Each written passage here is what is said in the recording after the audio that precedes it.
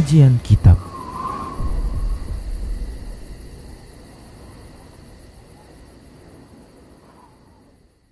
Bismillah, assalamualaikum warahmatullahi wabarakatuh. Innal hamdalillah nahmaduhu wa nasta'inuhu wa nastaghfiruh wa na'udzu billahi min shururi anfusina wa min sayyiati a'malina. May yahdihillahu fala mudilla lahu wa may yudlilhu fala hadiyalah.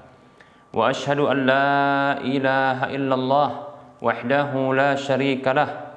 Wa ashhadu anna Muhammadan abduhu wa rasuluhu sallallahu alaihi wasallam. Qala Allah tabaraka wa ta'ala, ya ayyuhalladzina amanu taqullaha haqqa tuqatih wa la tamutunna illa wa antum muslimun. Ya ayuhan nasu ittaqu rabbakumul ladzi khalaqakum min nafsin wahidah wa khalaqa minha zawjaha wa batha minhuma rijalan katsiran wa nisaa'a wattaqullaha alladzi tasaaluna bihi wal arham innallaha kana 'alaikum raqiba. Ya ayyuhalladzina amanu ittaqullaha wa qulu qawlan sadida yuslih lakum a'malakum wa yaghfir lakum dhunubakum wa may yuti'illaha wa rasulahu faqad faza fawzan 'azima. Amma ba'd, fa inna asdaqal hadisi kitabullah wa khairal huda huda Rasulillah sallallahu alaihi wasallam wa syarral umuri muhdatsatuha wa kullu muhdatsatin bid'ah wa kullu bid'atin dhalalah wa kullu dhalalatin finnar. Para pemirsa Rosyad TV dan para pendengar Radio Medan Mengaji serta para pemirsa media sunnah yang turut serta menyiarkan kajian ini, alhamdulillah, segala puji hanya untuk Allah tabaraka wa ta'ala, zat yang memberikan selalu dan senantiasa mengkaruniakan kepada kita berbagai nikmat-nikmatnya, mulai dari nikmat-nikmat dunia sampai nikmat yang tertinggi di dunia ini, yaitu nikmat keimanan, nikmat keislaman, nikmat ketaatan. Maka bersyukur kepada Allah itu pilihan satu-satunya untuk melanggengkan nikmat-nikmat yang ada, agar Allah subhanahu wa ta'ala bisa menambahkan di waktu berikutnya nikmat-nikmat yang lainnya. Allah tabaraka wa ta'ala berfirman, a'udzu billahi minasyaitonir rajim, wa idz ta'adzana rabbukum la in syakartum la azidannakum wa la in kafartum inna 'adzabi lasyadid. Allah berfirman dalam surah Ibrahim ayat 7 yang artinya, dan ingatlah tatkala Tuhan kalian mengumumkan, sungguh bila kalian bersyukur aku akan tambahkan untuk kalian, namun bila kalian kufur sesungguhnya azabku sangat pedih. Kemudian salawat dan salam tak lupa kita ucapkan untuk Nabi kita Muhammad sallallahu alaihi wasallam, karena hamba-hamba beriman diperintahkan oleh Allah tabaraka wa taala untuk mengucapkan salawat dan salam kepada Nabi Muhammad sallallahu alaihi wasallam. Allah tabaraka wa taala berfirman, a'udzu billahi minasyaitonir rajim, innallaha wa malaikatahu yusalluna 'alan nabi ya ayyuhalladzina amanu sallu 'alaihi wa sallimu taslima. Sesungguhnya Allah dan para malaikatnya berselawat kepada Nabi, wahai orang-orang beriman, ucapkanlah salawat kepadanya dan salam untuknya. Allahumma salli wa sallim 'alaihi wa 'ala alihi wa sahbihi ajma'in.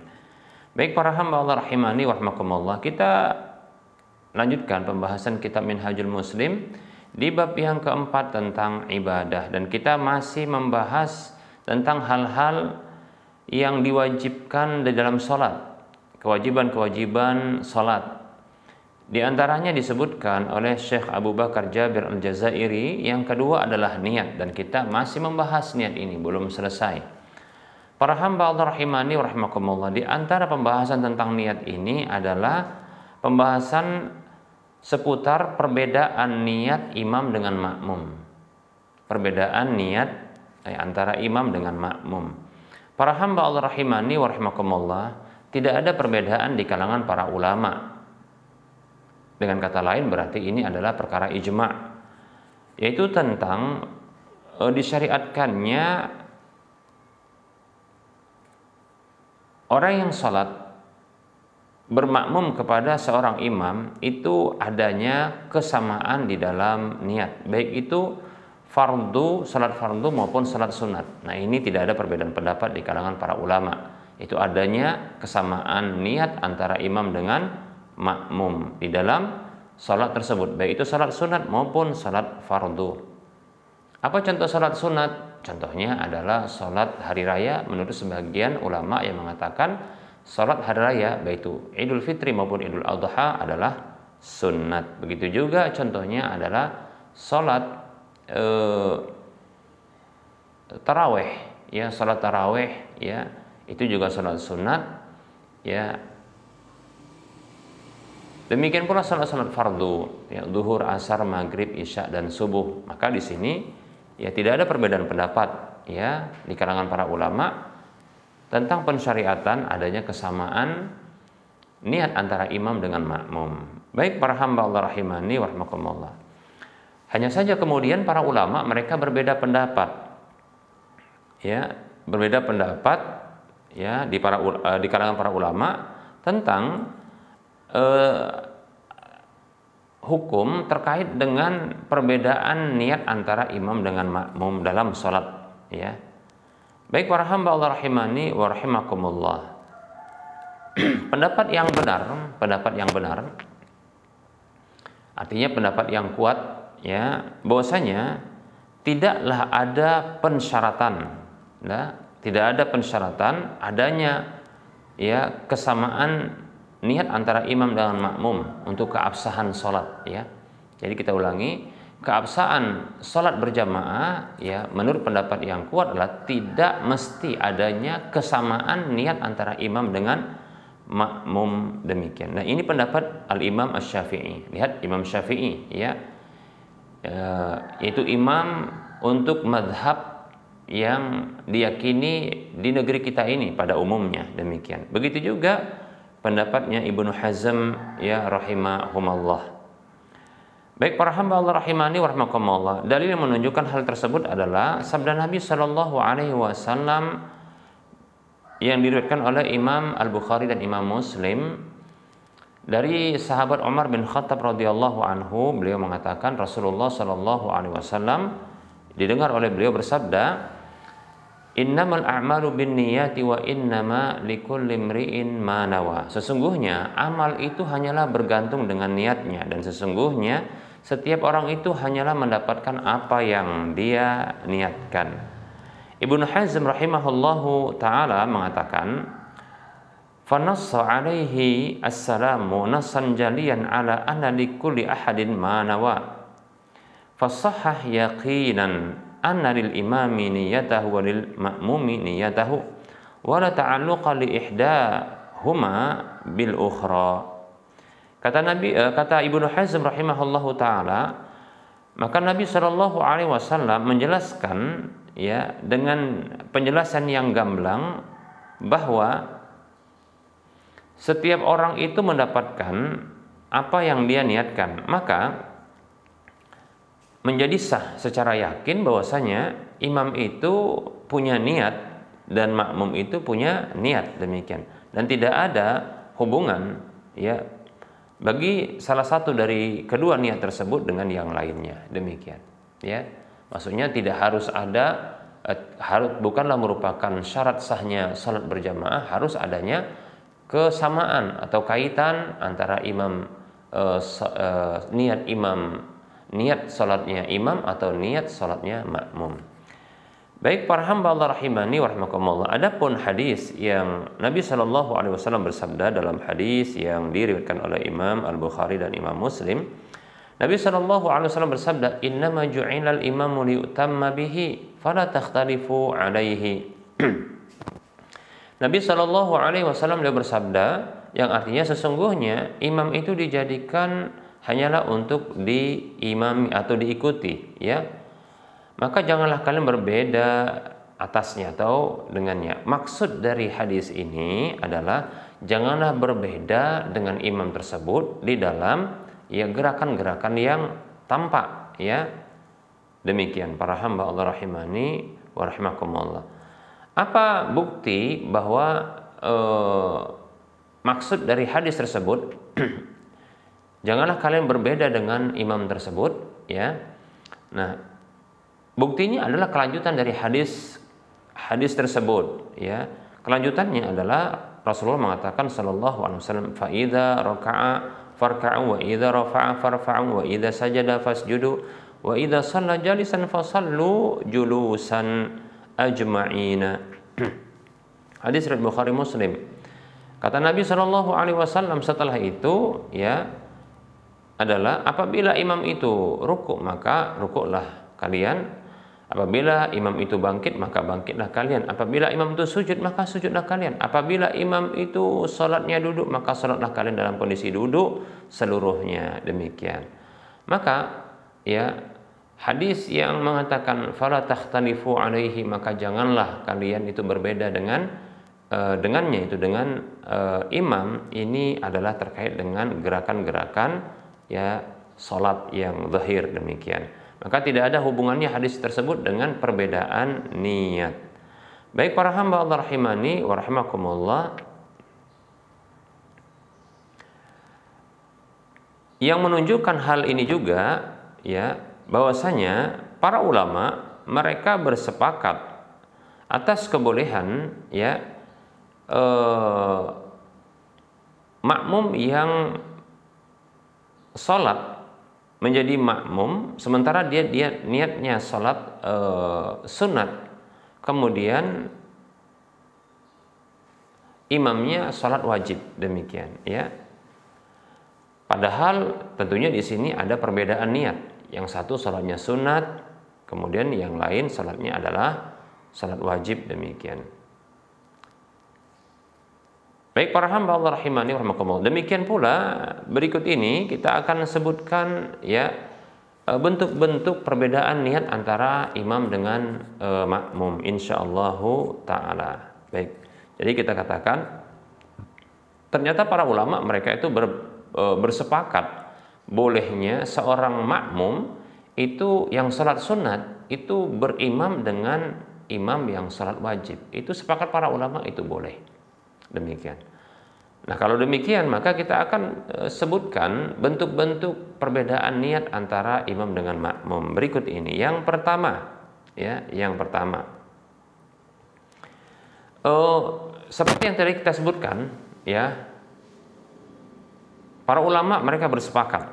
Ya, ini bahkan mayoritas para ulama dari ulama-ulama 4 mazhab dan yang lainnya, yaitu bahwa seorang makmum yang dia salat sunat itu boleh, ya, bermakmumkan dengan seorang imam yang dia salat wajib. Demikian para hamba Allah rahimani wa rahimakumullah. Apa contohnya? Nah, contohnya adalah, ya,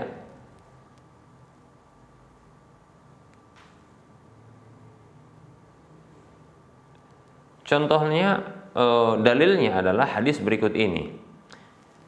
Ya, hadis Abu Dzar Al-Ghifari radhiyallahu anhu, beliau mengatakan, ya, qala Rasulullah sallallahu alaihi wasallam. Rasulullah sallallahu alaihi wasallam bersabda, "Kaifa anta idza kanat 'alaika umara'u yuakhiruna as-salata 'an waqtiha aw yumituna as-salata 'an waqtiha?" Rasulullah bersabda sallallahu alaihi wasallam kepada Abu Dzar Al-Ghifari, "Bagaimana sikapmu, ya, apabila, ya, ada pemimpin-pemimpinmu yang mereka itu menunda salat dari waktunya dan atau mematikan salat itu dari waktunya." Baik para hamba Allah rahimani wa rahimakumullah, Abu Dzar Al-Ghifari radhiyallahu anhu mengatakan, "Fama ta'muruni, apa yang Anda perintahkan kepadaku wahai Rasulullah?" Qala, maka Rasulullah bersabda sallallahu alaihi wasallam, "Shallis salata li waqtiha fa in adraktaha ma'ahum fasalli fa innaha laka nafilatun." Hadis ini hadis yang dikeluarkan oleh Imam Bukhari atau Muslim kalau tidak salah, ya. Maka Rasulullah SAW bersabda, salatlah salat tersebut di waktunya.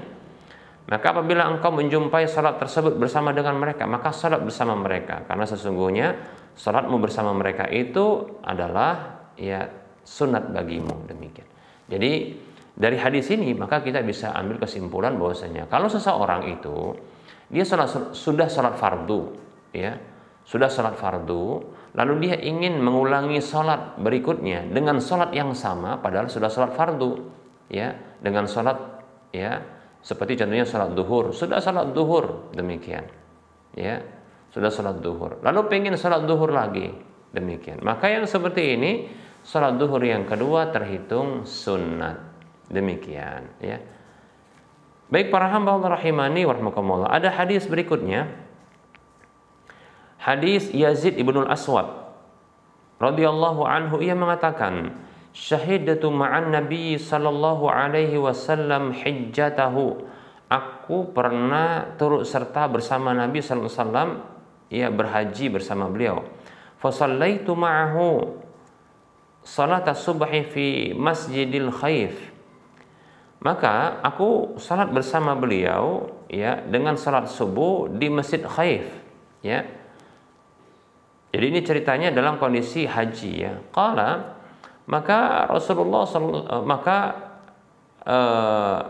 Yazid Ibnu Asad mengatakan, falamma qada salatahu wan harafa idza huwa birajulaini fi ukhral qaumi la yusalliya ma'ahu.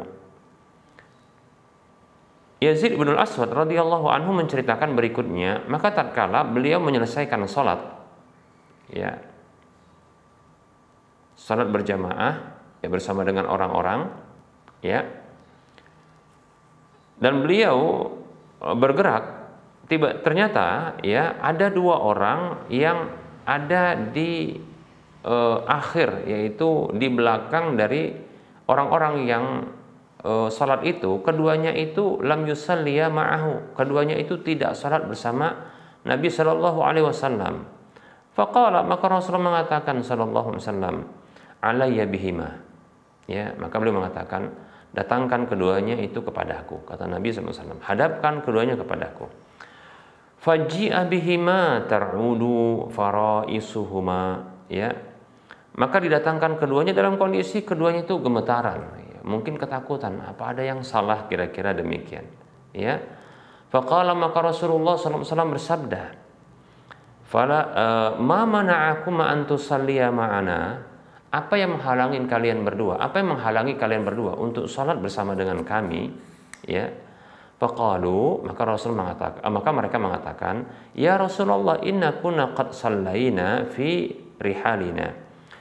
Maka keduanya mengatakan, wahai Rasulullah, sesungguhnya kami telah sholat, ya, di kemah kami. Ini menunjukkan bahwasanya dalam kondisi haji ini, ya, dalam kondisi haji. Jadi semuanya dalam kondisi safar, ya, dalam kondisi safar, sehingga mereka ini sudah sholat terlebih dahulu, demikian. Nggak sholat bareng sama Nabi SAW.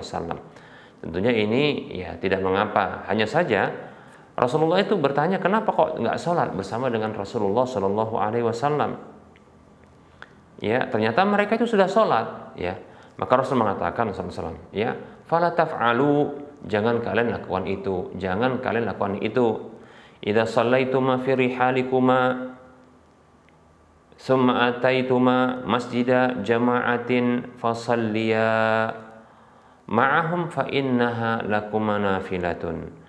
Kata Nabi SAW, maka jangan kalian lakukan itu apabila kalian telah sholat di kemah-kemah kalian, di tempat kalian, kemudian kalian mendatangi masjid yang ada sholat berjamaah, maka sholatlah bersama dengan mereka, karena sesungguhnya itu terhitung sunat bagi kalian berdua, demikian. Hadisnya hadis yang dikeluarkan oleh, ya, Imam Bukhari, Imam Muslim kalau tidak salah, ya. Baik para hamba Allah rahimani wa rahimakumullah. Nah, ini hadis yang menunjukkan kepada kita, ya, bahwasanya ya, kalau sudah sholat fardu boleh sholat tersebut juga, ya, namun terhitung dengan sunat. Nah, kemudian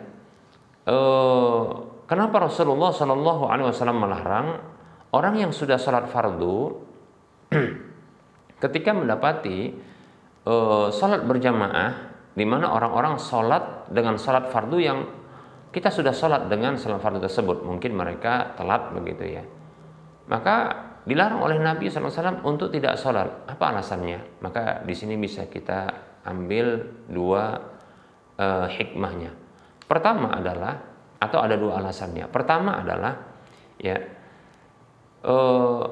yang pertama, jangan sampai bahwasanya orang-orang itu mengira ya bahwa kedua orang ini adalah orang yang tidak sholat. Bagaimana mungkin ya dua orang ini tidak sholat, atau orang tersebut tidak sholat sementara ada sholat berjamaah. Nah, ini akan memunculkan ya persangkaan buruk kepada orang-orang terhadap orang tersebut yang tidak sholat. Padahal hakikatnya dia sudah sholat, hanya saja ini sholat sedang dilakukan, tapi dia tidak sholat atau orang tersebut tidak sholat. Maka Rasulullah melarang hal ini supaya tidak muncul prasangkaan buruk kepada kepada orang-orang lain yang melihatnya ya tidak sholat bersama dengan jamaah yang ada. Kemudian yang kedua, hikmah yang kedua atau alasan kedua, kenapa Rasulullah melarang, agar orang-orang lain tidak menganggap bahwasanya ya sholat tersebut tidaklah wajib. Atau dengan kata lain, jangan sampai muncul anggapan bahwasanya tidak wajibnya sholat tersebut, di mana ya di orang tersebut ya orang-orang ini ternyata tidak sholat. Nah, seperti itu ya. Nah, ini kita katakan hikmah atau alasan di balik pelarangan ini. Padahal hukumnya sunat saja, tapi tetap dilarang ya. Demikian para hamba Allah rahimani wa rahmakumullah. Nah, dari sini maka kita bisa ambil kesimpulan ya bahwasanya hendaknya ya orang-orang yang mereka ini sudah sholat, kalau mereka tidak ingin sholat berjamaah dengan sholat yang ada dengan jamaah kaum muslimin yang mereka sudah sholat dengan sholat tersebut, maka diharapkan mereka untuk tidak berada di tempat itu ya. Yang kita dapatkan sebahagian ya kaum muslimin ya, tatkala contohnya ada seseorang yang menghadiri sebuah kajian ya dari luar kota, dan tempat tinggalnya ke tempat kajian tersebut terhitung safar. Lalu dalam perjalanan ternyata dia sudah menjamak atau menggabungkan sholat ya, katakanlah itu kajiannya adalah di waktu asar. Dalam perjalanannya ternyata dia sudah menggabungkan antara sholat duhur dengan sholat asar, sehingga tiba sampai di tempat kajian itu waktu asar, demikian ya. Dan orang-orang tentunya orang-orang yang mukim di sana itu melakukan sholat asar karena sudah masuk waktu asar. Nah, maka kita katakan ya, jangan sampai ya ada orang-orang yang tidak turut sholat ya, karena ini bisa jadi akan muncul prasangka ya, orang-orang di sekitar itu, apalagi orang-orang awam yang tidak tahu, mereka akan menyangka bahwasanya orang ini kenapa kok nggak sholat gitu ya, kenapa kok nggak sholat, ini orang ikut kajian ya, kajiannya katanya mengikuti sunnah Nabi, petunjuk Nabi, tapi kenapa kok waktu sholat nggak sholat. Nah, ini seperti itu, karena orang yang menunggak itu tidak memahami ya, tidak memahami, dan kita tidak menjelaskan. Makanya kita harus berhati-hati ketika melakukan sebuah tindakan seperti ini yang jangan sampai terjadinya ya dugaan-dugaan buruk, fitnah bahkan seperti itu ya. Kenapa kok tidak sholat? Karena dia tidak tahu ya bahwasanya orang ini sudah melakukan penggabungan dua sholat sebelumnya. Nah, makanya Nabi melarang ketika ada sholat berjamaah, orang sudah sholat, dia tidak sholat, itu dilarang karena potensi besar akan memunculkan prasangka seperti itu. Demikian ya. Nah, begitu juga nanti akan ada orang yang menilai pula dengan penilaian yang lain pula, dengan mengatakan, oh kalau gitu ini sholat asarnya nggak wajib. Nah, begitu dan seterusnya. Tapi ini mungkin potensinya sedikit atau kecil ya untuk bisa berprasangka demikian. Yang jelas persangkaan buruk terhadap orang tersebut, demikian pula terhadap sebuah kelompok atau orang-orang yang mencoba untuk belajar sunnah, tapi ternyata ada amalannya yang tidak mengikuti petunjuk Nabi Sallallahu Alaihi Wasallam. Ya, bahwasanya kalau kita berada di satu masjid, ya, sementara masjid tersebut sedang melakukan sholat dengan sebuah sholat dan kita sudah melakukan sholat, ya, maka sunnahnya adalah kita ikuti sholat tersebut. Nah, lihat ya bagaimana petunjuk Nabi ini luar biasa, kita katakan, ya. Sampai Rasul mengatakan fala taf'alu, jangan kalian lakukan itu. Fala taf'alu, jangan kalian lakukan itu. Karena memang ini berdampak buruk, demikian, ya. Persangka buruk yang akan muncul, ya.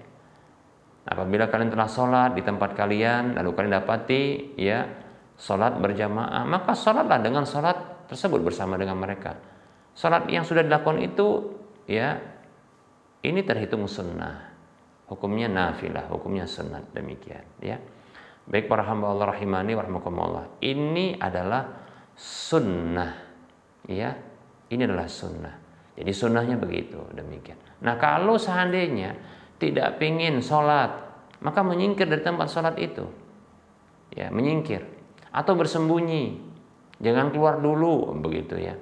Kalau ada ruangan khusus, maka coba berada di ruang itu, ya, di ruang itu jangan keluar. Nah, yang kita sayangkan ada sebahagian malah berisik ngobrol dalam kondisi orang sedang sholat. Nah, seperti itu. Ini kita dapatkan, ya, ini sebagai nasihat, ya, ya, kepada kita semua untuk kita jangan lakukan, karena ini kita dapatkan, ya. Begitu juga kita dapatkan ada sebahagian, ya, para wanita-wanita yang di waktu sholat mungkin dia menunggu temannya atau menunggu suaminya, ya, atau yang lainnya. Ketika sedang sholat dengan sebuah sholat, sementara dia dalam kondisi adanya penghalang untuk sholat. Dalam bahasa umum ada halangan, begitu, ya. Ya, datang bulan, ya, dalam kondisi haid atau menstruasi, ya. Nah, dia tidak sholat. Namun luar biasanya adalah dia berisik. Nah, ini juga nih, ya. Baik para hamba Allah rahimani wa rahimakumullah, maka jangan lakukan seperti itu, ya. Ketahuilah, ya, tanpa sadar kita telah mengganggu orang sholat dengan suara-suara kita yang keras, demikian, ya. Ketahuilah, ya, jangan kita meniru walaupun tanpa sadar kebiasaan syaitan yang suka mengganggu orang sholat, ya. Ketahuilah ada syaitan yang khusus tugasnya mengganggu orang sholat, ya, memalingkan, ya, orang itu dari kekhusyuan dalam sholatnya, ya, menginginkan ini dan itu, demikian, ya. Baik para hamba Allah rahimani wa rahimakumullah, tanpa disadari terkadang, ya, sebagian kaum muslimin yang dia sebenarnya berada di satu masjid, ya, rumah Allah, mungkin dia daripada dia milih di luar masjid, maka dia memilih dalam masjid. Mungkin dia berpendapat, ya, bolehnya bagi wanita yang haid untuk berada dalam masjid. Oke, kita katakan dihargai hal itu, tapi mohon, ya, untuk tidak berisik, tidak mengganggu, demikian. Wallahu ta'ala alam. Baik para hamba Allah rahimani wa rahimakumullah, kita cukupkan untuk penyampaian materi insyaallah ta'ala, ya. Bentuk-bentuk salat, ya, bentuk-bentuk perbedaan niat dalam salat antara imam dengan makmum ini masih berlanjut, ya, insyaallah ta'ala. Ada banyak ini kita akan sebutkan pada pertemuan yang akan datang insyaallah ta'ala, ya.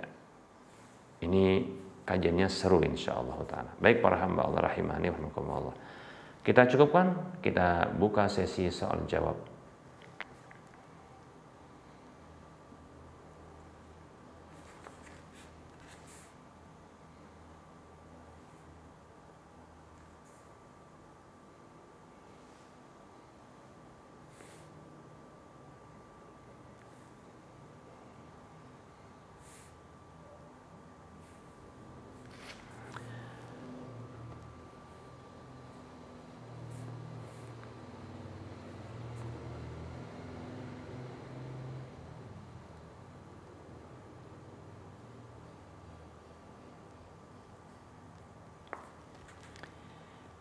Di sini ada pertanyaan, Assalamualaikum Ustadz.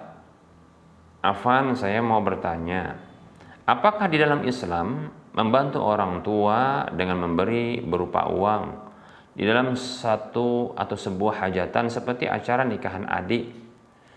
Tapi di sini orang tua tetap mementingkan adat sehingga di acara tersebut ada musik.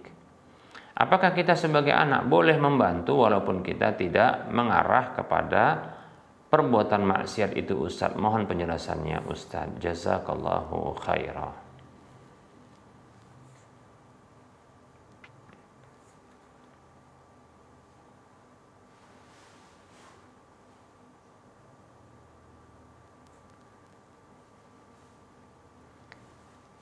Bismillah, waalaikumsalam warahmatullahi wabarakatuh. Wa anta fajazakallahu khairah. Semoga Allah Subhanahu wa taala senantiasa memberikan pertolongan kepada kita untuk kita senantiasa berada di atas ketaatan kepada Allah dan Rasul-Nya sampai akhir hayat kita. Amin ya rabbal alamin. Baik para hamba Allah rahimani wa rahimakumullah. Pertanyaannya seputar walimahan, acara walimahan yang mengandung ya acara kemaksiatan, ya. Dan ini yang melakukan walimahannya adalah dari pihak keluarga kita sendiri, ya. Demikian. Seperti mungkin kakak, adik, abang, ya. Demikian. Baik para hamba Allah rahimani wa rahimakumullah.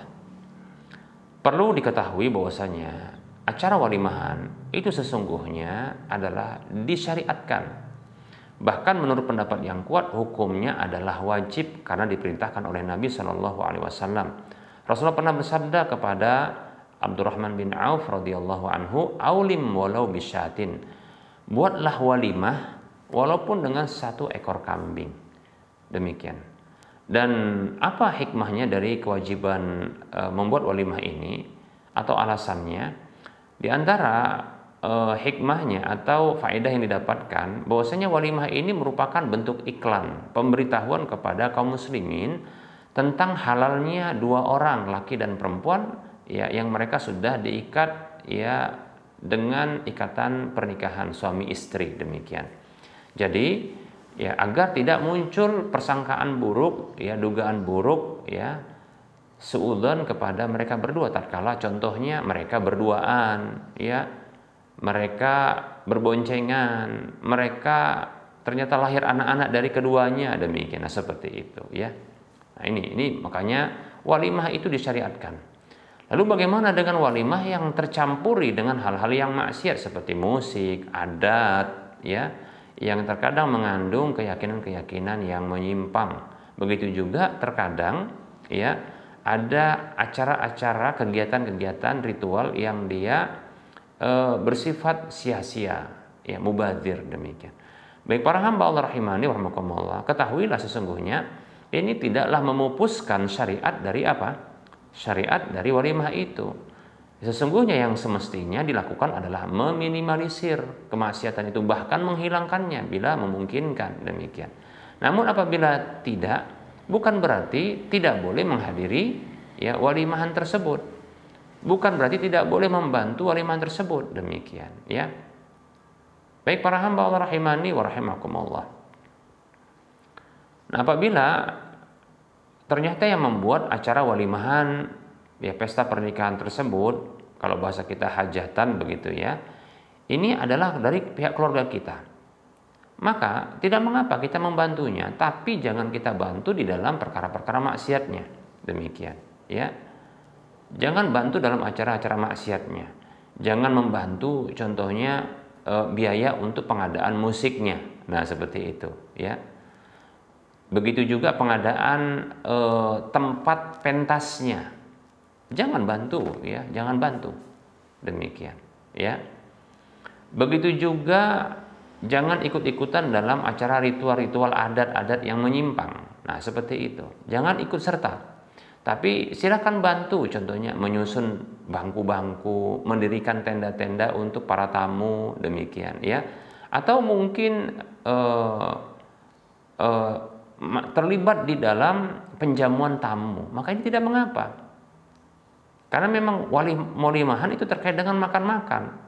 Ya, dan tadi kita sebutkan itu adalah diperintahkan. Maka silahkan terlibat di dalam urusan konsumsi. Nah, seperti itu.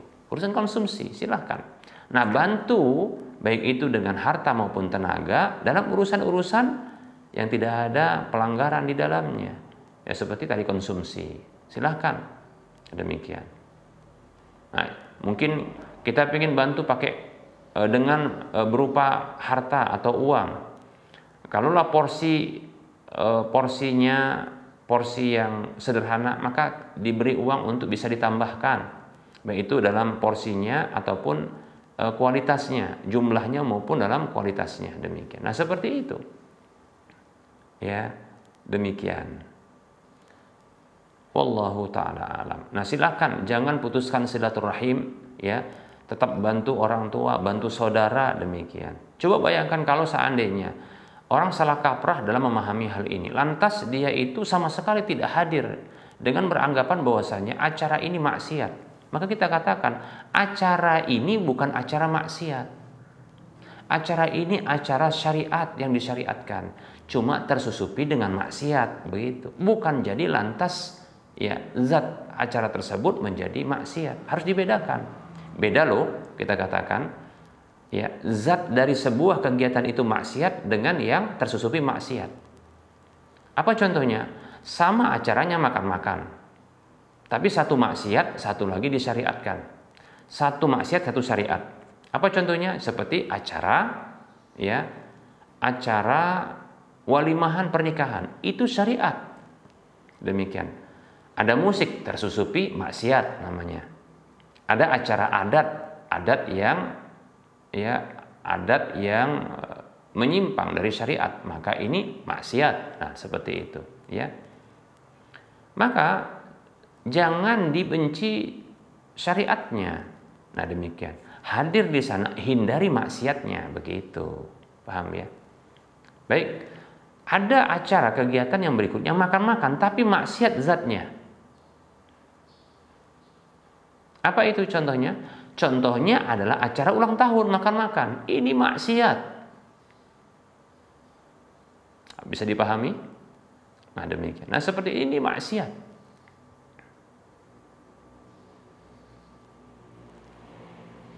Ini maksiat para hamba Allah rahimani wa rahimakumullah.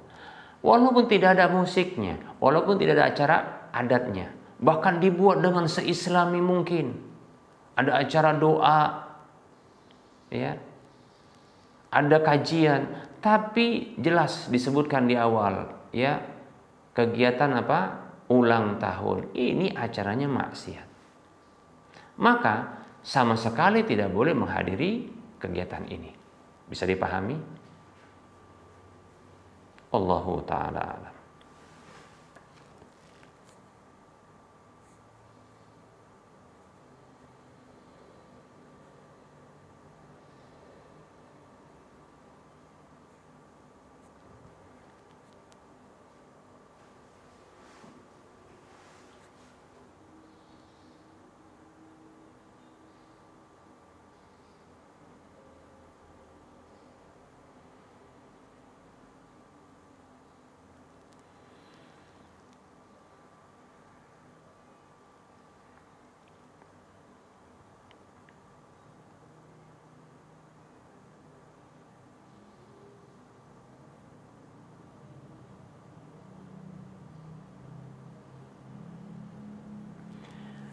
Baik ya, ada pertanyaan. Bismillah. Ana mau tanya Ustaz, hukum bekerja di kantor pajak itu gimana? Ini masih rancu, boleh atau tidaknya bekerja di kantor pajak? Mohon petunjuknya Ustaz. Barakallahu fiik.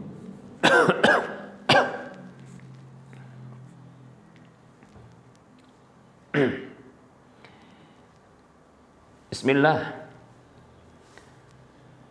Wafik barakallah. Semoga Allah Subhanahu wa taala senantiasa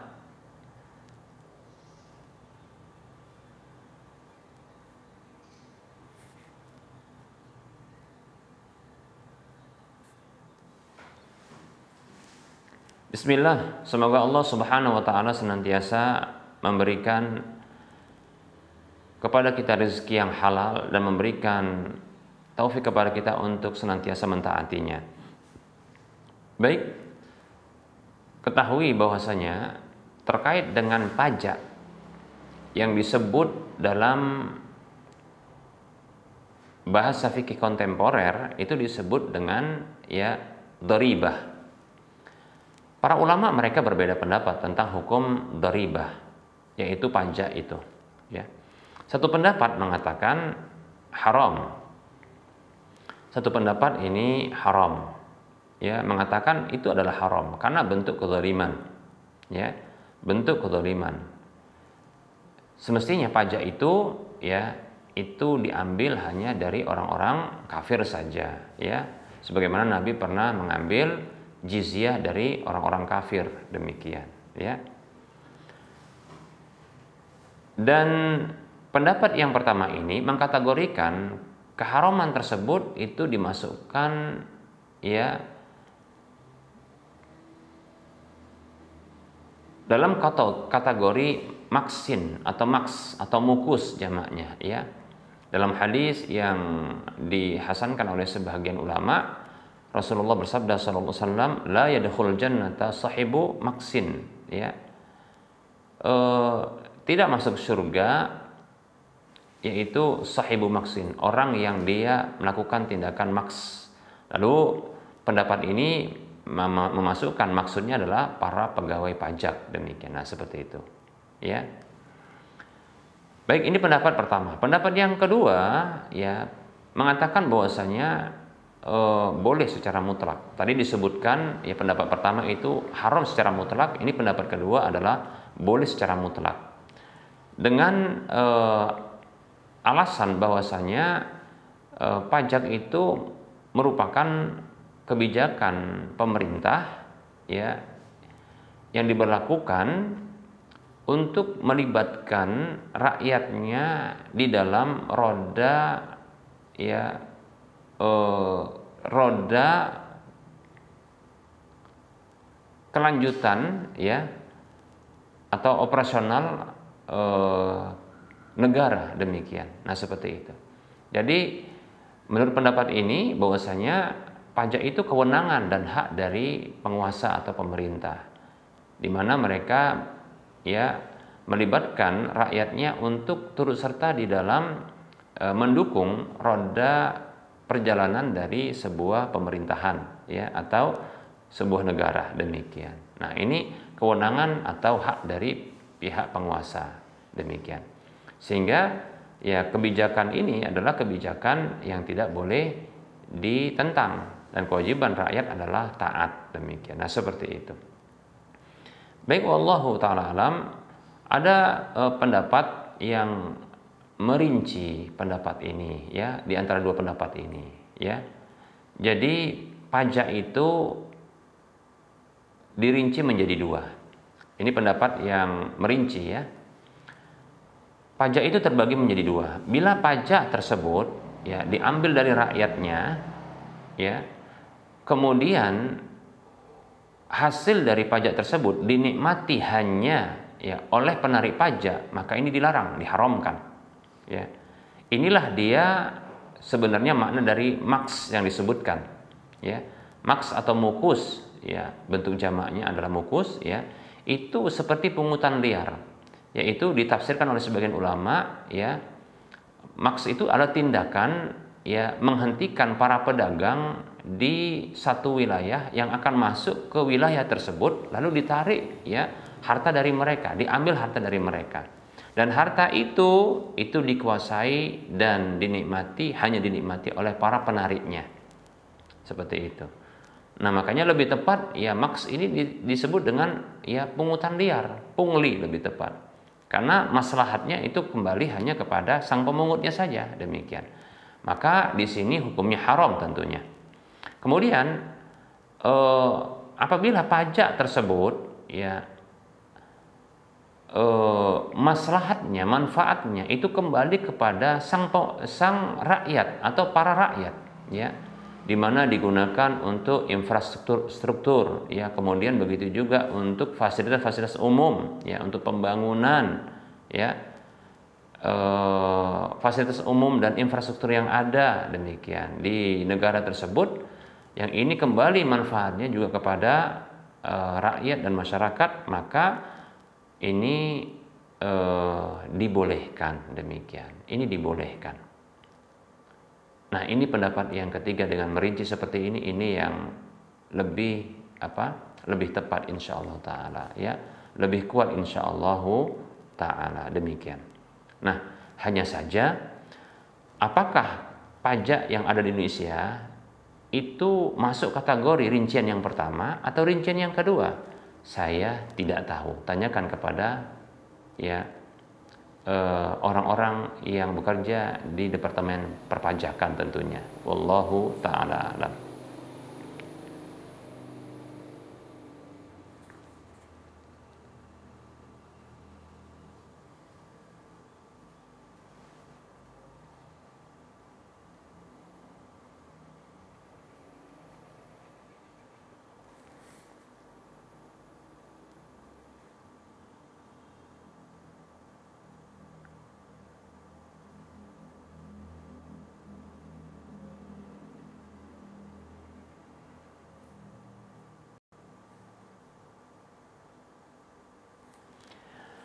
Ada pertanyaan, Assalamualaikum Ustadz, izin bertanya, bagaimana hukumnya seorang istri yang kalau melahirkan suka ditangani oleh dokter laki-laki? Ya, bahkan pasang KB spiral juga dengan dokter laki-laki. Dan si suami tidak mempermasalahkan hal itu katanya.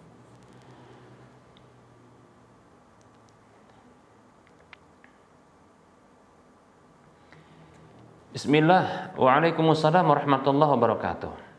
Jika ada seorang wanita yang mau ditangani oleh laki-laki untuk dilihat auratnya, ya,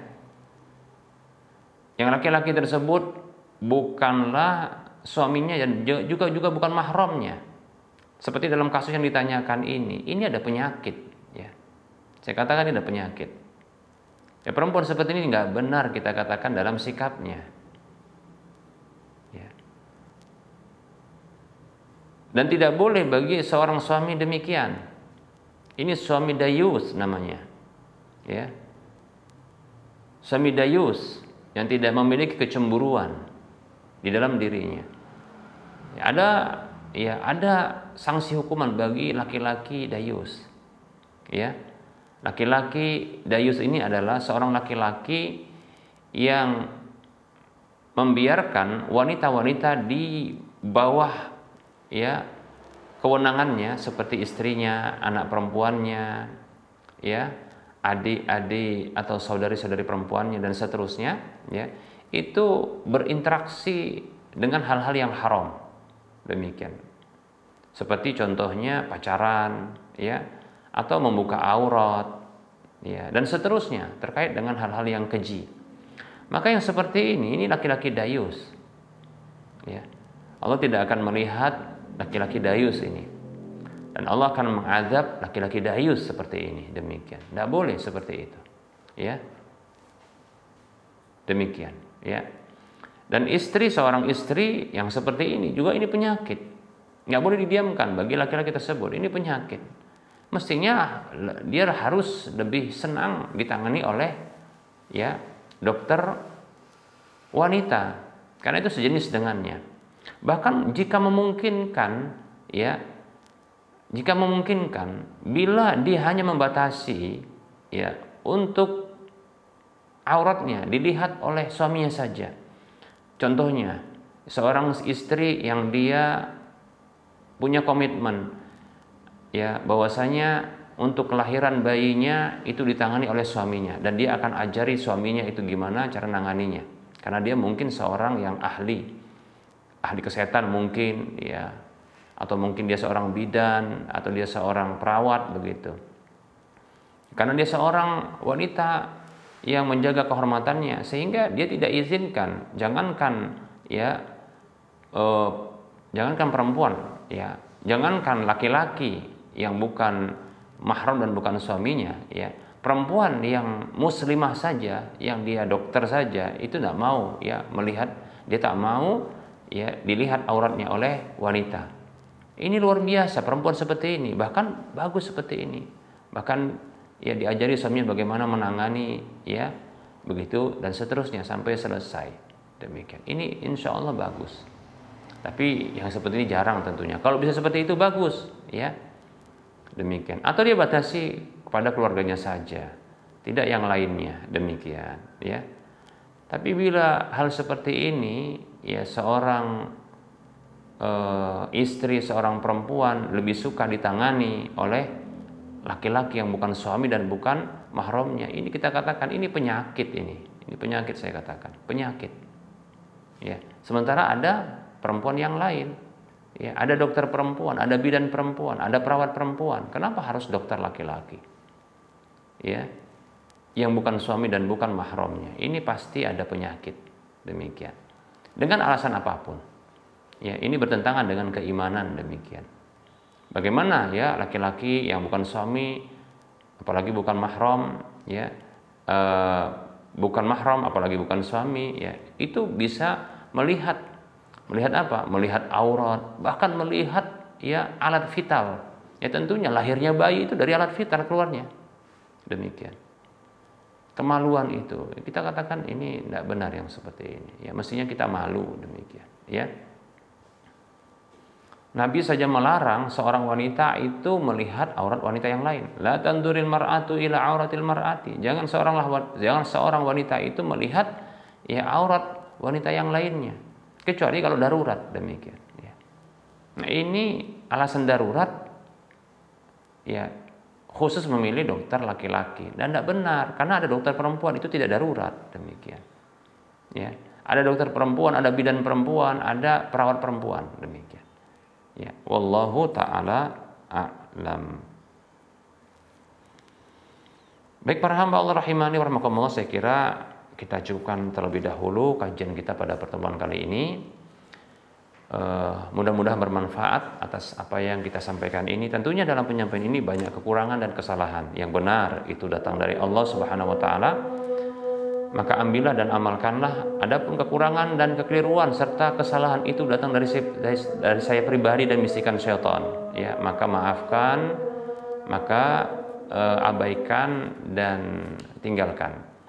Kepada Allah saya mohon ampun dan kepada para pemirsa dan para pendengar sekalian saya mohon maaf. Sebelum kita mengakhiri perjumpaan ini seperti biasa, kita akan motivasi kita semua, mari kita berdonasi untuk membangun Masjid Al-Muwahhidin yang nantinya di masjid ini akan diselenggarakan kegiatan-kegiatan yang insya Allah Ta'ala semuanya bermanfaat.